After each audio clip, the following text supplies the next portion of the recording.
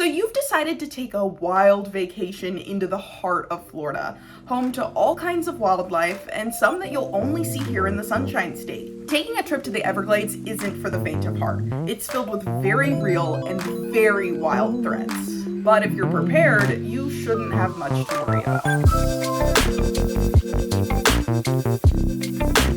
Hey, it's Katie, and on this week's episode of Welcome to Florida, we're talking all about one of the world's most delicate ecosystems, the Everglades. If you're thinking of visiting or planning a trip, I have some tips for you to make sure that it's a fun and safe experience. But first, let's talk about the environment of the Everglades.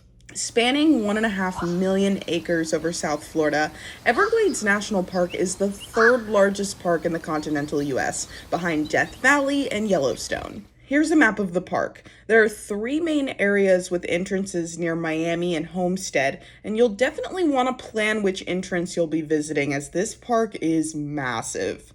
It's home to manatees, panthers, birds, and it's also the only place in the world where crocodiles and alligators coexist. It's also a very fragile ecosystem and has been listed as a World Heritage Site and International Biosphere Reserve. So when should you visit the Everglades? Well, turns out there are specific times of the year that are better than others, and it can make a big difference for your trip. There are 2 seasons in the Everglades, wet and dry. While seasonal length varies, the wet season is typically from May to November, and the dry season runs December through April. During the wet season, visitation to the park is reduced, many ranger-led programs aren't available, and lots of rain means more mosquitoes and humidity. So it may be best to hold off on your trip if you're looking at visiting during the summer months. In the winter, it's much drier and it stays pretty warm. Because the winters in Florida are so mild, this is a great time to see a wide variety of birds and their predators. And speaking of animals, let's talk about what you're going to see in the Everglades. Pretty much all of Florida's predators can be found in the Everglades, which feels kind of scary.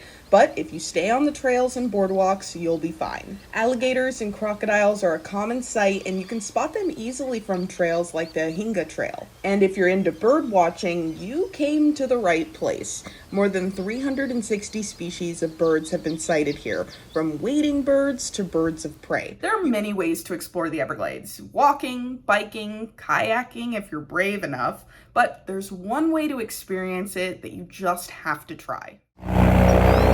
This is an airboat. It's basically a boat with a giant fan attached to it, and it's a pretty popular way of cruising through the wetlands. Today, airboat operations are pretty restricted, but there are some companies that work in conjunction with the National Park Service and can be found in the northeast corner of the park near Shark Valley. About 50% of the Everglades are covered in water, so traveling by airboat is not only practical, but you'll also have a chance to travel further into the park than you would be if you were walking or kayaking. Don't forget to wear comfortable shoes and clothing and pack tons of water, and I mean tons, because the heat and humidity can dehydrate you very quickly. And grab that camera because you're going to one of the wildest areas in the United States, and you're sure to see sights that you won't experience anywhere else. Considering the move to Florida, or maybe you're already here. Well, I want to hear from you, so tell me what you want to know about. You can email me at mjones@10tampabay.com, or you can find me on Twitter at KatieJonesTV. Don't forget to like this video, drop a comment below, and hit that subscribe button because we have new episodes dropping every week from this series, our So About That series,